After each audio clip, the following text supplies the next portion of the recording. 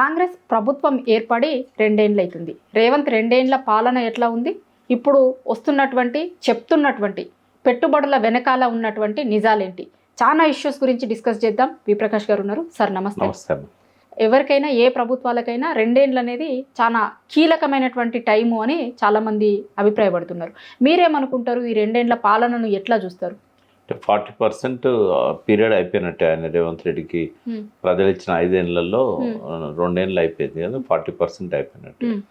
నా దృష్టిలో అయితే కాగ్ చెప్పింది నిన్ననే, కాగ్ రిపోర్ట్లో తిరోగమనంలో ఉంది తెలంగాణ ఎకానమీ గతంతో పోల్స్తే. ఒక మంచి పునాది కేసీఆర్ గారు ఏర్పాటు చేశారు. ఎంత మంచి పునాది అని అంటే ప్రజలకు అర్థం కావడానికి, మనకు అన్ని రకాల పనుల ద్వారా 29,000 కోట్లు వచ్చేది కేసీఆర్ గారు ముఖ్యమంత్రి అయినాటికి 2014లో. ఇవాళ 29,000 నుంచి 1,45,000 కోట్లు వస్తుంది. అంటే కేసీఆర్ 10 ఏళ్లలో వేసిన పునాది ఎంత బలంగా ఉందంటే, మనము ఈ లెక్కలే చెప్తే మనకు పనుల ద్వారా 29,000 కోట్లు ఉన్నది, ఇప్పుడు 1,45,000 కోట్లు. ఎందుకంటే అన్ని రంగాలలో ప్రోగ్రెస్ ఉండే కేసీఆర్ పీరియడ్లో. అందుకే బడ్జెట్ అప్పుడు మొత్తం కలిపి 61,000 కోట్లు ఉండేది.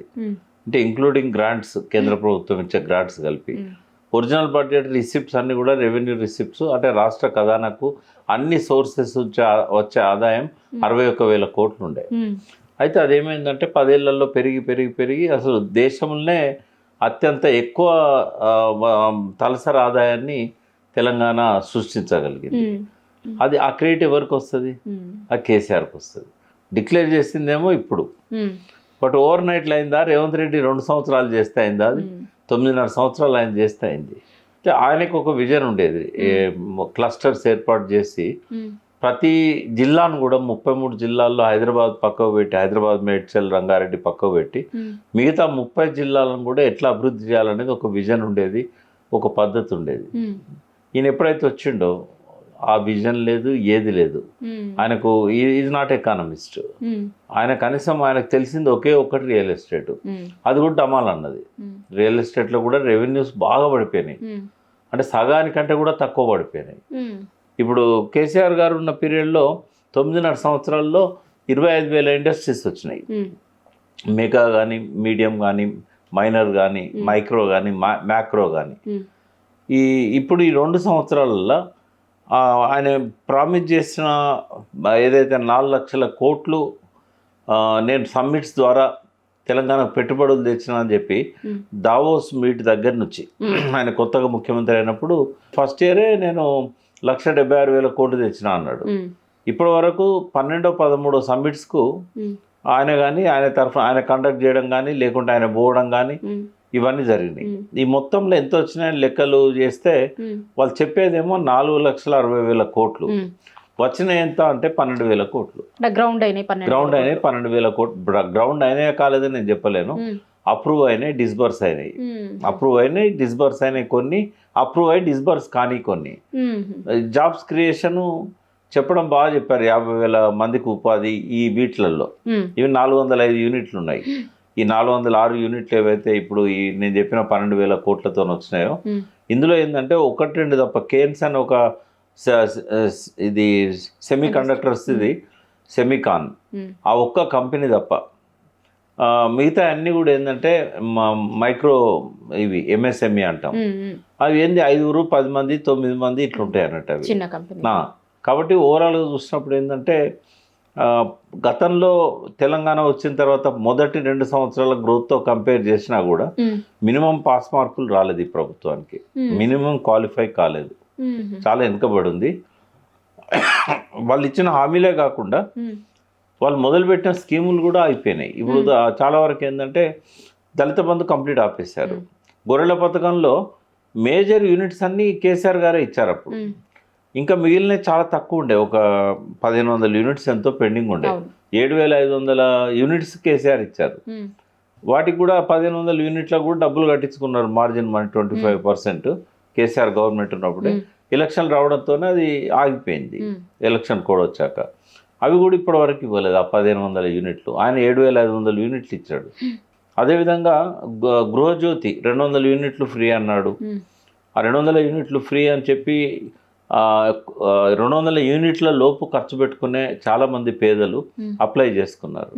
అవన్నీ క్యాన్సిల్ చేశాడు. తర్వాత ఇది ఎట్లుంటుందంటే ఈ స్కీమ్ గృహజ్యోతిది ఒక నెల కనుక ఇప్పుడు మీరు ఆ స్కీమ్ పరిధిలోకి వచ్చారనుకుందాం, నెలకు 200 యూనిట్లే మీరు వాడాలి. ఒక్క నెల 201 యూనిట్ మీకు పడ్డది అనుకోండి, ఆ స్కీమ్లోకి వెళ్ళి మీరు వెళ్ళిపోతారు. ఒక్క నెల ఒక్క యూనిట్ పడ్డా కూడా మీరు లేచిపోతారు అందులో. మళ్ళీ నెక్స్ట్ టైం మీకు రాదు అది. ఇట్లా మనకు రైతు బంధు ఉంది, 5 సార్లు పడాలి. 5 సార్లు అని ఎందుకంటున్నా అంటే 2 ఇయర్స్లో 4 సార్లే, కానీ 5 సార్లు అని ఎందుకంటున్నా అంటే ఎలక్షన్ కోడ్ వచ్చినప్పుడు వాళ్ళు పర్మిషన్ ఇచ్చి కూడా వాళ్ళు మళ్ళీ ఆపేశారు. అది 5వది. తర్వాత 2024 ఖరీఫ్, 2024 రబీ, 2025 ఖరీఫ్, 2025 రబీ. ఇప్పుడు 5వసారి పడాలి. ఒక్కసారి పడ్డాయి. ఒక్కసారి 4 ఎకరాలు 5 ఎకరాలు వరకు పడ్డది, ఒకసారి 2 ఎకరాలకి పడ్డాయి. ఇక అంతే. ఇక 2 ఎకరాలు ఉన్న వాళ్ళకి మాత్రం 2 సార్లు పడ్డాయి. 2 ఎకరాల కంటే ఎక్కువ ఉన్న వాళ్ళకి ఒక్కసారి పడ్డది, అది కూడా ఎలక్షన్ల ముందు. ఇది తప్ప అసలు రైతు బంధు పడలేదు. రైతు భరోసా, రుణమాఫీ ఏం చేసిండా అని మనందరికీ తెలుసు. 48,000 కోట్లు ఇవ్వాల్సిన కాడ 18,000 కోట్లు ఇచ్చాడు. ఇట్లా ఆయన ఏ పథకం కూడా పూర్తిగా అమలైన పథకాలు మనకు కనబడవు. క్వింటల్ 500 చెప్తున్న చాలా పథకాలు వాళ్ళు 6 గ్యారెంటీలలో పెట్టిరు, అవి 100 రోజులనే అమలు చేస్తాము అని చెప్పినాయి కదా. 6 గ్యారెంటీలలో 13 పథకాలు ఉన్నాయి. అందులో ఇచ్చింది ఓన్లీ ఫ్రీ బస్సు. ఆ బస్సు కూడా ఏమైందంటే లేడీస్కు ఫ్రీ పెట్టిండు, మగవాళ్ళకు డబల్ చేశాడు ఛార్జీలు. దానివల్ల ఏమైంది, వాళ్ళ ఇంట్లోకి వెళ్ళిపోయే డబ్బులే ఫ్రీ బస్ కింద వాళ్ళ ఫ్రీ ఇస్తున్నాడు.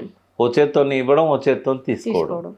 ఏ పథకం కరెక్ట్గా అమలైంది లేదు. ఇరిగేషన్కి అయితే రూపాయి పెట్టింది లేదు. ఇప్పుడు ఏ ప్రాజెక్టు పెట్టినా పెట్టకపోయినా పాలమూరు రంగారెడ్డి ఆయన జిల్లా, అది ఆయన పాలమూరు ఏమో పుట్టిన జిల్లా, మెట్టిన జిల్లా రంగారెడ్డి. 2 జిల్లాలకు కూడా ఏం లేదు. ఇప్పుడు అది కేసీఆర్ గారు ట్రయల్ రన్ చేసిన ప్రాజెక్టు. జనరల్గా ట్రయల్ రన్ చేసినాక ఒక 5-6 నెలల్లో నీళ్ళు వస్తాయి. ట్రయల్ రన్ చేసి ఇప్పుడు 2 సంవత్సరాలు దాటి 2.5 సంవత్సరాలు అయింది. ఈయన అధికారంలోకి వచ్చి 2 సంవత్సరాలు, ట్రయల్ రన్ అయ్యి అంతకుముందు 6 నెలలు. ట్రయల్ రన్ మనందరం చూసినాం విజువల్స్. పాలమూరు రంగారెడ్డిలో కూడా పంపులు పోసేటి, అది ఆపేసాడు. దాని మీద ముందు పోవట్లేదు, అసలు వర్క్స్ లేవు. ఏ ల్యాండ్ అక్విజిషన్ బాటిల్ నెక్స్ కొన్ని ఉంటే అవి కూడా క్లియర్ చేయలేదు. తర్వాత ఏ ప్రాజెక్టు కూడా కొత్తగా డబ్బులు పెట్టలేదు. కాళేశ్వరం అయితే మొత్తానికి ఆపేసి తిట్టుడు మొదలు పెట్టాడు. ఈయన అదివరకు మిషన్ కాకతీయలో చేసిన చెరువులను కూడా పట్టించుకోకపోవడం వల్ల చాలా చెరువులు పాడైపోయినాయి. చాలా వాగుల అనుసంధాన పథకం కేసీఆర్ గారు తెచ్చారు. 1100 వాగులు, వాటి మీద 1100 చెక్ డ్యామ్స్ వాగుల మీద కట్టారు. ఎట్లా ప్రతి వాగు కూడా ఇవాళ వాటర్ షేకన్ లాగా ఉండి తెలంగాణ అంతా నిండుకుండలా ఉండేది. ఓర్వలేని తనంతో వాళ్ళు బ్లాస్ట్ చేస్తూ ఉన్నారు. ఆయనేమో నీళ్ళు ఇవ్వడానికి చెక్ డ్యాములు కడితే గ్రౌండ్ వాటర్ పెంచడానికి కానీ వ్యవసాయానికి కానీ, ఈయన ఇసుక మాఫియా వాళ్ళకు సపోర్ట్ ఇస్తూ డ్యాములు పేల్చేస్తూ ఉంటే వాళ్ళకు సపోర్ట్ చేస్తున్నాడు. ఒక్కనాడు ఒక్క ఎఫ్ఐఆర్ కింద ఒక్కరిని కూడా అరెస్ట్ చేయలేదు. ఇప్పటికి 3 ఎఫ్ఐఆర్లు ఫైల్ అయినాయి. కాళేశ్వరం ఉంది, మేడిగడ్డది ఎఫ్ఐఆర్ ఫైల్ అయింది, దాన్ని ముట్టుకున్న దాఖలా లేదు ఇప్పటిదాకా. అట్లనే హుస్సేన్ మియా చెక్ డ్యామ్ అయితే వాళ్ళు బత్తీలు పెడతా ఉంటే, జిలెటిన్స్ కానీ డైనమైట్స్ వాళ్ళు పెడతా ఉంటే పట్టుకున్నారు రైతులు.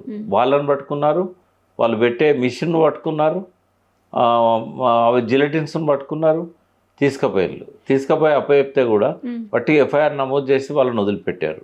అట్లాగే తనుగుల చెక్ డ్యామ్ మొన్న మేము ఫ్యాక్ట్ ఫైండింగ్ కమిటీ తరఫున శ్రీధర్ దేశపాండే, నేను, దామోదర్ రెడ్డి గారు, మన వీసీ సీతారామరావు గారు, అంబేద్కర్ ఓపెన్ యూనివర్సిటీ గతంలో 2 సార్లు వీసీ కూడా, కొంతమంది జర్నలిస్టులను తీసుకొని పోయినాం. పోతే అది కూడా ఎఫ్ఐఆర్ నమోదైంది. ఎప్పుడు నవంబర్ 22 నాడు ఎఫ్ఐఆర్ నమోదైంది. పాలకుర్తి రవి అని అక్కడ deputy executive engineer irrigation department, ఆయనే ఇచ్చిండి ఇది బ్లాస్ట్ అని. ఆయన సౌండ్ వినబడంగానే రాత్రి ఇమీడియట్గా పోయి ఆడ బ్లాస్ట్ అయింది చూసి, ఆడ కళ్ళతో ఎవరు చూసినా అది బ్లాస్ట్ అని చెప్తారు, ఫోటో చూసి కూడా బ్లాస్ట్ అని చెప్పగలుగుతారు. అటువంటి దాన్ని ఈ రోజు వరకు కాంగ్రెస్ వాళ్ళేమో అది బ్లాస్ట్ కాదు, అది వరద కొట్టుకపోయింది. వరదే లేదు అప్పుడు. అంతకంటే 20 రోజుల కింద రోజుకు 5 TMCల వరద వచ్చింది మా లోయర్ మానేరు డ్యామ్ నుంచి. అంత వరద కొట్టుకుపోలేదు, కానీ ఆ రోజు నిల్వ ఉన్న నీరు, మేడిగడ్డ కూడా అంతే, నిల్వ ఉన్న నీరే, అది చాలా తక్కువ. ఇది చూసిన వాళ్ళు అందరూ అంటారు మేడిగడ్డ కూడా ఇట్లా అయింది, మేడిగడ్డ కూడా ఇట్లా అయింది. ఇప్పటి వరకు ఎఫ్ఐఆర్ ఇష్యూ అయింది.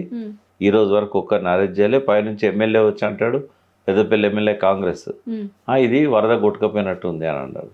బండి సంజయ్ ఆయన చూడకుండానే బహుశా నిర్మాణ లోపం కావచ్చు, ఎందుకంటే కేసీఆర్ మీద వేయాలి కదా, మేడిగడ్డ అప్పుడు అవన్నీ కట్టింది కేసీఆర్ మానేరు మీద.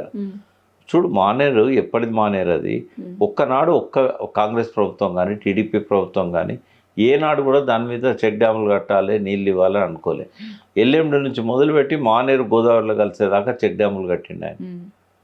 పోనీ నాశరకం అయిందంటే ఎవరికి పని చేయాలి? కాంట్రాక్టర్. ఎవరా కాంట్రాక్టర్? పొంగులేటి శ్రీనివాసరెడ్డి, రెవెన్యూ మంత్రి. దీనికంటే తర్వాతది వావిలాల చెక్ డ్యామ్, అది కన్స్ట్రక్షన్ లోపం వల్ల కుంగింది. అది కుంగినప్పుడు ఎట్లుంటుంది, బ్లాస్ట్ చేస్తే ఎట్లుంటుంది అని చెప్పడానికి ఆ రెండే మనకు స్పష్టంగా కనబడతాయి అన్నట్టు. అది కుంగింది. అలా కుంగే ముందు 3-4 నెలలు నీళ్లు లీక్ అయి వెళ్ళిపోయినాయి. రైతులు చెప్పిండ్రు ఇది నిర్మాణ లోపం, కిందికెళ్ళి నీళ్లు పోతా ఉన్నాయి, ఇసుక పోతుంది, కూలిపోతుంది. కూలిపోయింది, ఇనాగ్రేషన్ కాకముందే కూలిపోయింది. అది కూలిపోతే ఏమైందంటే అక్కడనే ఉంటాయి శిథిలాలు, ఇట్లా పడిపోతాయి. కానీ ఇది బ్లాస్టింగ్ ఏమైందంటే వెనకకొచ్చి పడతాయి, వెనకకొచ్చి పడ్డాయి. కూలిపోయిన కాడ చేపలు చావవు, ఏమైనా రాయి పడితే వస్తుంది కానీ చేపలు తేలాయి నీళ్ళల్లో. బ్లాస్టింగ్ అయితే తేలుతాయి. ఇప్పుడు చేపలు పట్టేవాళ్ళు కూడా ఏం చేస్తారు తెలుసా, ఈ వలలకు కానీ లేకపోతే గాలలకు కానీ దొరకాయని చిన్న బత్తి పెడతారు అందులో నీళ్ళల్లో. అది పెద్ద సౌండ్ వస్తుంది నీళ్ళల్లో. సౌండ్ రాగానే అన్నీ చచ్చిపోతాయి. వాటన్నింటి గంపలు వేసుకొని వచ్చి అమ్ముతారు. అది జరిగింది ఆడ. పెద్ద పెద్ద చేపలు చనిపోయినాయి.